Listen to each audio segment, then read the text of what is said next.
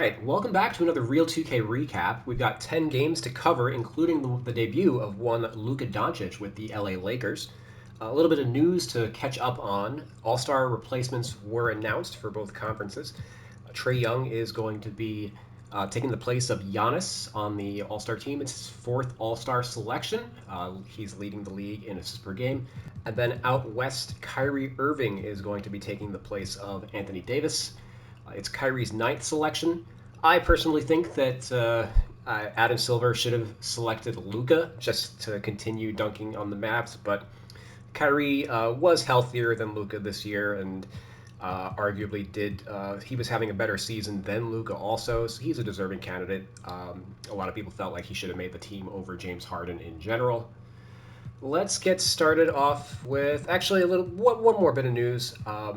Jahlil Okafor signed a 10-day contract with the Indiana Pacers. He's not yet in my roster. He'll probably get added by 2K Sports at the end of the day.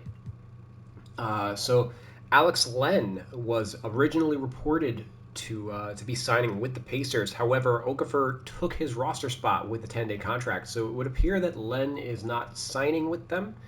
I wonder if he got another offer from a team with more playing time to offer him. Possibly the Lakers, or maybe Dallas, based on later events that we're going to cover in this video. But as far as Okafor goes, he is the former number 3 overall pick of the 2015 draft. He's been out of the league since 2021, currently 29 years old. He's been toiling around overseas and in the G League for the last couple of years, was playing for the Pacers G League affiliate this year. Posted a 74 true shooting percentage with that G League team. However, still not much of a rim protector, only a 1.6 block percentage. Offense has never really been a question for him. It's whether or not he can contribute on the defensive end to really merit having like a high-level rotation spot. But good to see him back in the league. He's definitely been working hard for it. So let's go over to Cleveland, where we had besides Luka, we had a couple other debuts in the NBA. DeAndre Hunter made his debut with the Cavs, and they beat the Wolves 128-107. Collective effort. 6 players, I believe, in double figures. Evan Mobley led the way with 28 points, 10 rebounds, 6 assists. Donovan Mitchell had a pretty efficient game, 23 points, 8 assists, 10 of 14 from the field.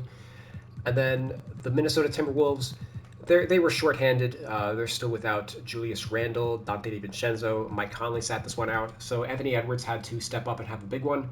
44 points, 6 rebounds, 13 of 28 from the field, 8 of 15 from 3, 10 of 13 from the free throw line. Over his last 3 games, he's averaging 45 points, playing a lot better since Julius Randle went down. And a lot of that has to do just with Naz Reid being a better shooter. He's better for their spacing than Randle is, so it's allowed Edwards a little more room to work going to the rim. So his rating is probably somebody who I'll revisit around the All-Star break. And I guess ditto for Naz Reid, who is in the starting lineup and probably projects to be their starting power forward long term. Julius Randle has a player option that he'll probably opt out, and it seems like he's just not a good fit here long term. So we'll see how the summer works out. Maybe they can also do like a sign and trade with him. And then Jalen Clark. I was right the first time.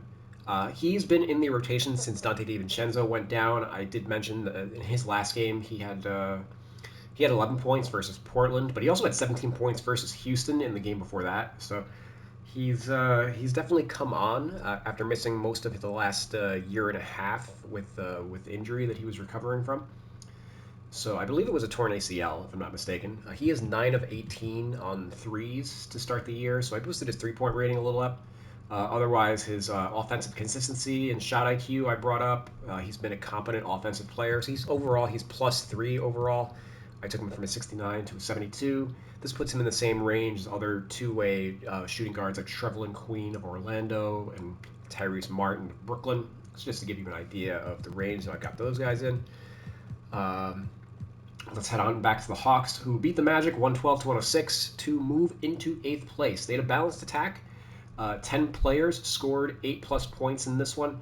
Pretty much everybody in their rotation. Trey had 19 points and 8 assists. Levert had his best game as a Hawk. He kind of had it done in the first one, 18 points, 8 rebounds in this one. And then Terrence Mann had a very efficient game, 12 points, 4-4 from the field, 3 for 3 from 3, in only 15 minutes. And George Niang, he came off the bench in this one, so Mohamed Gay got the start. I anticipate that Gay will probably be the starter against most teams just because he has more length. But Niang, in situations where you're going to want more shooting and where he won't get exposed too badly defensively, you could make the argument that he'll be better in those situations. The Orlando Magic, they, on the other hand, fall down to ninth with this loss to the Hawks. So they basically switch spots in the standings. And they have been they have not been playing well over the last month. They are 5-14 since Jalen Suggs got hurt. And one of the games that Jalen Suggs played in, he came back for one game and then was sidelined again. He played 15 minutes in one of those wins. So they're essentially 4-14 without him.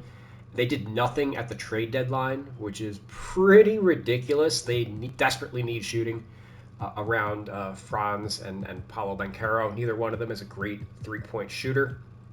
They're both pretty ball dominant. 68, they combined for 68 points in this one. I think it was 37 for Franz, 31 for Paulo. I dropped Paulo in the last in my last video, and then in this one I actually did boost up Franz a little bit. Tweaked a few attributes and badges. I give him interceptor because he is having a career high in steal rate this year. And then KCP, I dropped him down to a 79. I think I dropped his shot IQ by like 5 points, as well as one of his consistency ratings, just to get him down. He's not having a great season. One of the reasons why they're not, they expected him to be a much better three-point shooter coming over from Denver. And they obviously gave him that big contract in the offseason. So they still need a two guard. They don't have much in the way of him. I need to add Ethan Thompson to the. They have him on a two-way. He's also a shooting guard. I had a blackout right before I had to redo some of my progress. So I guess I have to add him back to the roster. Okay, good thing I saw that because otherwise I may not have noticed for a couple days. Yeah, all right. They are essentially one of the teams that I need to finish off. Like Wendell Carter. I dropped him a little bit, but he needs to drop down a little further. He's not having a good year. So, and Jonathan Isaac as well. I got to get those two guys down in rating, I think. And Jalen Suggs. Yeah, okay. That was the other thing I lost with my blackout progress. He's been out again. So the Magic are essentially a two-man team right now. And after I do this, we're going to move over to the San Antonio Spurs, where they got to play the hapless Wizards.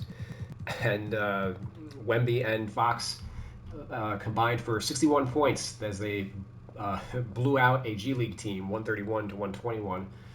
Wemby had 31 points, 15 rebounds, 3 blocks, shot 12 of 21 from the field, 5 of 8 on threes. Fox, he had 30 points, 7 of 14 from the field, 15 of 18 from the free throw line. I'm not sure if that's his career high in free throw attempts, but that's probably pretty close. It's not often a point guard gets to like close to 20 free throws. Stephon Castle, he had 16 points on 7 of 9 shooting. Jeremy Sohan, 14 points and 6 of 7 shooting. Obviously, the Wizards are one of the worst team in the NBA. So it was good to see them get to have a nice little practice moment against the Wiz. As the Spurs, they actually, I don't think the Spurs have actually gotten to hold a practice since acquiring Fox, because they played so many games in such a short period of time that they haven't gotten to actually like practice and develop the two-way game between those two guys. But the Washington Wizards, they had a balanced game, 9 Wizards in double figures, but only balanced really just because Jordan Poole was miserable. He had 16 points, but shot 4 of 18 from the field. Obviously, he alternates between 40-point games and then games like this. And then the centers on the team, Richaun Holmes and Tristan Vucevic, they had pretty good efficient games, 17 points, 8 of 9 shooting for Holmes, and then 18 points, 7 of 10 shooting for Vucevic, 2 of 3 on threes. I did get around to editing both of those guys. Vooch has a smaller sample, so games like this will definitely bump him up in short order. And I would assume that he's going to finish the year on a standard contract, as he is one of the three centers in their rotation. Obviously, Alex Sarr has been out for the last couple of weeks with injury. And then I did drop Malcolm Brogdon. He has not been shooting it well since returning from injury, so I dropped his overall rating by 2 points, docked his shooting ratings a couple points, shot AQ, offensive consistency, kind of standard adjustments for a player that is struggling. And then the Charlotte Hornets, speaking of struggling, lost to the Brooklyn Nets, 97 to 89. LaMelo left the game with an ankle injury after 10 minutes. Oh boy. And then Musa Diabate started at center. He had left the last game due to injury after like 7 minutes due to an eye injury. He hurt his eye again somehow. But he had 21 points, 10 rebounds in 27 minutes before leaving. So the Hornets are not looking great right now. Tijan Salon, he had 16 points, bounced back from a 1 of 12 performance. So maybe that'll, he's going to be thrust into a starting role at the current rate, the way the season's going. The Hornets dropped to 0-3 versus the Nets. They're also 0-3 versus the Washington Wizards, so they are doing their darndest to win the tanking Olympics. No notes for the Brooklyn Nets. Their defense, once again, was stifling, holding another team under 90 points. No individual player notes for them. Nick Claxton led them with 16 points. Really, it's been the Jordi Fernandez show all season. They're still without Cam Thomas. No news on... I would assume that Bogdanovich isn't healthy. That's why there's been no talk of a buyout with him. So let's head on over to the Miami Heat. Andrew Wiggins made his debut along with Kyle Anderson and Davion Mitchell, but they got blown out by the Celtics 103 to 85. They were without Tyler Hero in this one, so it just wasn't enough offense. Bam led them in scoring with 18 points, but Wiggins, 11 points, 5 rebounds, 5 assists, only 3 of 12 from the field, 2 of 8 from 3. Mitchell, 4 points, 4 assists, 2 of 8 from the field. Kings and Raptor fans are familiar with that stat line. And then Alex Burks, he ended up starting in this one. Duncan Robinson came off the bench. Not sure if it was just due to like the fit next to Mitchell. Maybe they wanted like a standard wing player against Boston. Although Boston did not start Jaylen Brown in this one. He had the night off, as did Drew Holiday. So they started Sam Hauser, who was a very similar player to Duncan Robinson. So maybe they should have started Duncan. I don't know, for more offense. Tatum had 33 points in this one. He had 40 in the last one, so playing much better. And then Al Horford got the start in this one. He had a pretty solid game, 16 points, 10 rebounds. Porzingis also started, 17 points and 9 rebounds. The Celtics basically wanted to match up with the jumbo lineup of Bam and Khalil Ware. And then Sam Hauser, who I mentioned, started. He had 5 threes to carry the Boston Celtics in offense. The Golden State Warriors beat the Milwaukee Bucks 125 to 111. Steph Curry had 38, and then Jimmy Butler had another solid game, 20 points. Only 4 of 12 from the field, but he was 12 of 15 from the free throw line, chipped in 9 rebounds, 6 assists, 4 steals. They haven't had someone who could generate fouls since KD left. So I think he's a better fit than a lot of people maybe realized. Obviously, he actually does fit well with Draymond, even though neither one of them is a great three-point shooter. Just because Draymond's passing, Jimmy's really good at cutting to the basket and whatnot, so Draymond's kind of unlocked him there. And then Jimmy himself said that he's got it easy. He gets to ISO in one-on-one in space because nobody ever leaves Steph Curry on defense. So he's definitely taking advantage of if he ever has a mismatch, as he did with Chicago in the last one, and then Milwaukee. I don't think they have anybody good to defend him, so he kind of got to pick them apart. And then the Warriors' defense was really aggressive in this one. They had 16 steals. As mentioned, Butler had 4. Green had 5. Moses Moody had 3. They forced 20 turnovers, only gave up 9 themselves. Worth noting that Draymond Green started at center in this one, Well, Moses Moody got the start at the 3 and the Jimmy Butler at the 4, essentially. Essentially able to get away with that because Giannis was out for Milwaukee. And Quentin Post, I did say that I was going to get around to updating his rating, and I did. Bumped him up to a 77 overall. Worth noting that 2K Sports has him at a 71.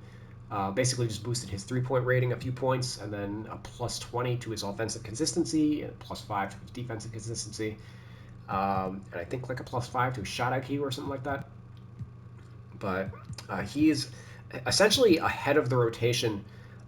He's ahead of Trace Jackson Davis in the rotation. Davis is out of the rotation completely. He played like a minute in this one, so it's really been Looney and Post playing the 5, and then Draymond. He was the starting 5 in this one. I would assume that the reason why they started Draymond was because of the matchup with Brook Lopez. Uh, Post probably doesn't have enough strength to deal with Lopez. Maybe not enough quickness to get out on the perimeter against Lopez, who spends a lot of time on the 3-point line. So they just figured that Draymond, he's 6'6", but he does have a lot of strength for his size, and obviously one of the smarter players, and is used to playing out on the perimeter. Probably just like a really good, Steve Kerr is a good coach, knows when to deploy small ball lineups and whatnot. But as far as Milwaukee, Giannis, as mentioned, he's still out. So Kyle Kuzma, he got the start and had his best game as a Buck. 21 points, 6 of 9 from the field. Took 1 3, but was 9 of 13 from the free throw line. So he's essentially like a Giannis substitute. He's reasonable at it. He's a poor man's Giannis. He's a driver that can't really shoot that well. I don't know what they do when Giannis is healthy, but for the moment, he's going to be a reasonable fill-in. Dame has picked up his scoring load, so with Giannis out. He had 38 points in this one, 7 assists, but also 10 turnovers. Golden State's defense obviously gave him a lot of problems. It might be worth just checking out the game to see how they were defending him. But yeah, he's still been able to play at a very high level. Obviously, going to the All-Star game at the end of the week. Let's head over to the OKC Thunder, who blew out the Pelicans 137 to 101. Shea had 31 points. Chet came back after having taking a game off. He started again at power forward next to Hartenstein, so that it does appear to be something that they are going to stick with. He had 12 points and 5 blocks. Lou Dort also returned to the lineup at the 2, so they had kind of the more traditional lineup. I think this is they are the NBA Finals favorite if everybody can stay healthy. They are also just super deep in general. Oh, god damn it. Yeah, so I had a blackout. I lost progress on a lot of stuff that I was working on. Aaron Wiggins is one of those players. I had gotten him up to an 80 overall, so might as well just do this live. Let's see, I had boosted his mid-range. He was 0 for 9 last year for mid-range, but he's 3 for 6 this year, so boosted him there. His hands rating was really low, if I recall. I'm not sure where we find that. Got that up to an 85. He's rebounding a little better than last year. We got that at a 56. He's been scoring the ball really well of late. I should have taken stats on what he's been doing lately, but he had a 41-point game. Oh no, I did take the note. Okay, good. He had a 40.1-point game explosion versus the Kings last week. Over his last 5 games, 23 points, 7 rebounds, 32 minutes per game, 56% from the field, 47% from 3. So well worth. He's been playing at a very high level, essentially a starting caliber player. Would start for any other team besides OKC, but they are mega deep. They've got like 8 starting caliber players, maybe 9. I think Isaiah Joe is probably better than KCP at present. Yeah, OKC super deep. The New Orleans Pelicans, they are not super deep, as they are they've been without players due to injury all year. They lost their 9th in a row. Bruce Brown and Kelly Olynyk still not available after the trade. And then CJ McCollum, he sat this one out. So They ended up starting Carlo Machkovic at the 4 and bumping Zion down to the 3, which didn't really work out too well. 17 points, 2 rebounds, 5 assists for Zion. He had 5 turnovers. Just no spacing against the OKC defense. Maybe they thought that he could. Maybe they wanted to match up with OKC going with the Twin Towers lineup, and obviously they don't have a. I don't think Zion does particularly well against like height. Um, I personally I think they should just go like point Zion at the current moment. Because they don't have enough shooting around him otherwise. Between like, like Yves Missi is not a good fit next to Zion because neither one of them can shoot. So on nights where you're not going to have CJ, you just need to have Zion like at the 1, I think, and just maximize the shooting. Like they should have started Jordan Hawkins instead of Makovich, I think. Let's go on over to the Sacramento Kings. They beat the Dallas Mavericks in overtime, 129 to 128. I watched the end of the fourth quarter in overtime of this one. DeMar DeRozan had 42 points. The game winner in overtime, split through 2 defenders to get a layup essentially, with like a second left. Here's what I can't stand about the concept of clutch. This came up on like the OS forum. Like somebody said that we need a playoff Jimmy badge. And I was like, no, like the concept of clutch is like people remember like the good moments, but they don't remember like the choker moments, or like, you know, when guys have like the 2 for 18 game, they only remember like the positive moments, because as human beings we discard negative memories.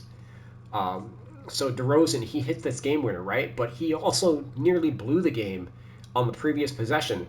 They were up 2 with 17 seconds, so they had the shot clock on their side, and he ended up he attacked they doubled him, but he ended up like attacking the rim off the and rather than just like getting fouled, and Dallas was able to get the ball back. They called timeout, and then Klay Thompson hits a 3 off a set play. He checks into the game. He hadn't been in at all, so they design a play for him. He gets an open 3, one of the best shooters of all time, and they take the lead, and they nearly stole the game. Dallas's offense was completely lifeless the entire overtime period. They weren't able to get anything at all going, and yeah, they like DeRozan almost cost them the game by taking a bad shot, but he bailed them out in the end, and that's the part that gets remembered.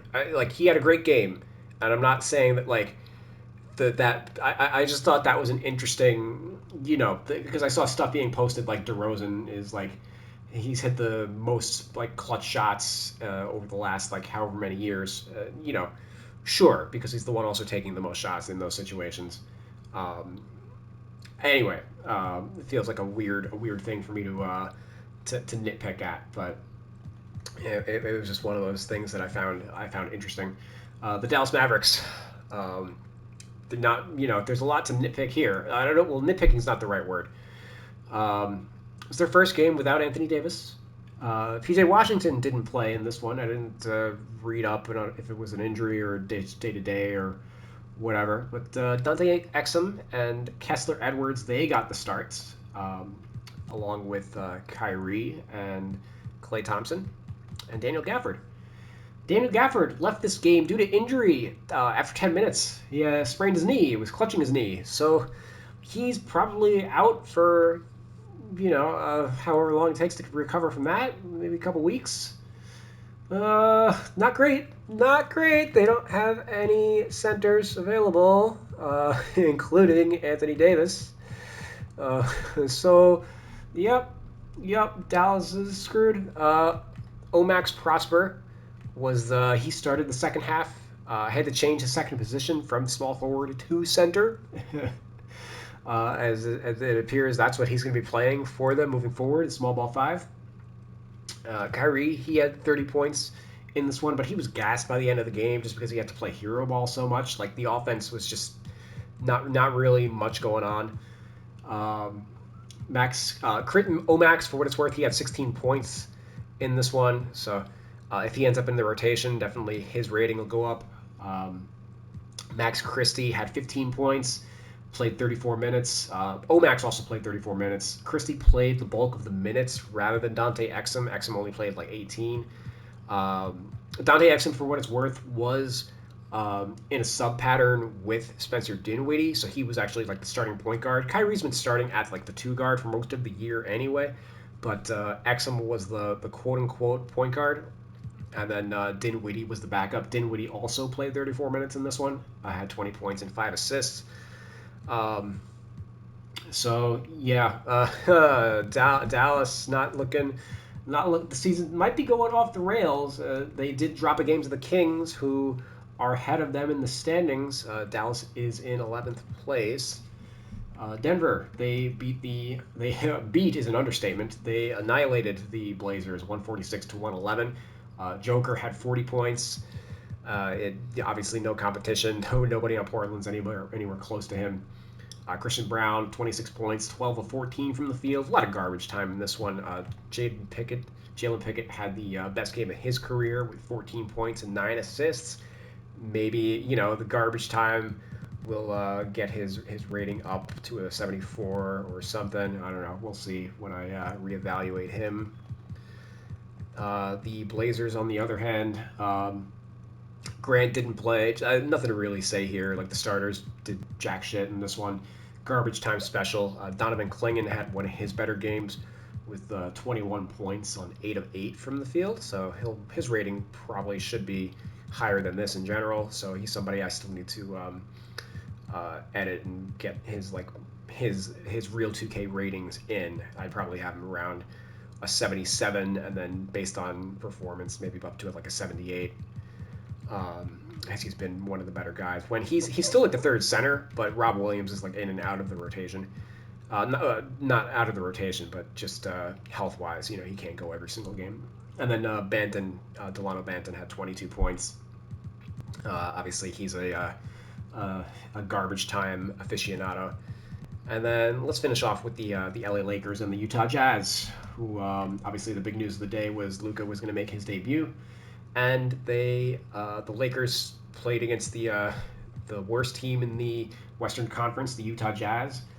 I have absolutely no notes for the Jazz in this one. They had 7 players in double figures. Nobody broke 20. They had to start their front court players for once because it was a nationally televised game. I have no notes there. They're the second worst defensive team in the NBA.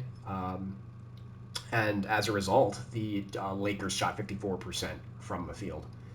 They just really didn't have any answers for Luka had 14 points, 4 assists, shot 5 of 14 from the field. He was a little rusty. Looked a little slow coming back, but he's still. It's like Jokic, he's slow, but he gets to exactly where he wants to go on the court. Had a Dirk fade at one point. Dirk Nowitzki was in attendance in this game, for what it's worth. LOL Mavs fans, or not Mavs, not LOL Mavs fans, but like the Mavs organization, the ownership and their general management has taken quite a few hits in this one. So Dirk Nowitzki being in LA to watch Luka's debut, probably not the most ringing endorsement of Dallas there. But Luka looked fine. He was making a lot of good passes. He found LeBron in transition on a breakaway, on a full court pass, and then he had a couple lobs to Jackson Hayes, who he got a big bump in this one, which I'll cover in a bit. But LeBron had 24 points, 7 rebounds, 8 assists. Austin Reeves, 22 points, 6 of 10 from the field. And then Roy Hashimura, 21 points. I think he was 8 of 14. Hayes was 6 of 6. He's somebody who benefits a lot from Luka. And then Jordan Goodwin on a two-way had 17 points on 8 of 11 shooting, his second consecutive big scoring game. So he's somebody who should have been in the NBA like really this whole time. The Lakers just didn't have like a roster spot for him. He's been with their G League affiliate for the first half of the year. Probably is going to get a standard contract. I imagine that they're going to cut like guys like Christian Wood and Cam Reddish, probably to A, convert Goodwin, and then B, sign like an actual center. I did mention Alex Len as a possibility. Uh, and then briefly touching on Hayes, I did boost his overall rating, but I didn't touch any of his attributes. The only thing I changed was his intangibles rating. Basically, one of the tricks that I do in my roster is backup centers will they have too high of an overall rating because the formula like counts their rebound and block rates and all that. Everything that like centers are good at, like backup centers, it counts their rating too highly, or counts towards their rating too highly. So what I will do is I will minimize the intangibles for pretty much all backup centers. Otherwise, they get too many minutes. So 76 is a reasonable rating for Hayes when he's coming off the bench. But if he's going to be starting games, then you would want him to have his standard amount of intangibles. Basically, anybody who's a starting caliber player, I will have it an 80. A 70 is going to be a role player, a 99, and then 90. Those are all-star caliber players, and then a 99 is also if the 2K formula doesn't do the player justice. The positional formulas that they have are not always the greatest. For example, Finney Smith rates higher at small forward than he does at power forward. So me giving him that 99 intangibles is like if I had him at his standard level of like 80, or even if you wanted to say he was 70 because he's coming off the bench, like 76 is obviously just way too low for Finney Smith. Um, so I kind of have to max out his intangibles because the skills that he's good at are more valued in the NBA than what 2K Sports gives them credit for. So that's essentially kind of how I work with my intangibles rating and whatnot. But that's essentially why Hayes gets a massive bump. Although I didn't actually revisit any of his attributes, I don't actually think that's necessary as of yet. Going over the usage rates for this team, as that's one of the major questions, is how are LUKA and LeBron going to coexist? And in this one, LeBron was the more ball dominant player. He had a usage rate of 37%. LUKA was 30%. As mentioned, he was a little rusty. He was uh, not still feeling his way out. So it makes sense for him to be the number two option. And then Roy Hachimura, 23% usage, and then Austin Reeves was the biggest drop in usage at 17%. Obviously, sandwiched between Luka and LeBron, he's going to end up playing more of like a spot up shooter type of role compared to when neither one of them played in the last game. He had 45 points. And then Jackson Hayes, 11% usage. He's really just going to be a lob finisher for the Lakers. So, yeah, that is where we were at today in the NBA for February 10th. I didn't mention the date. It's in the video title anyway. You guys know that. Thank you guys for watching, and be on the lookout for the next Real 2K recap. I'll catch you guys later.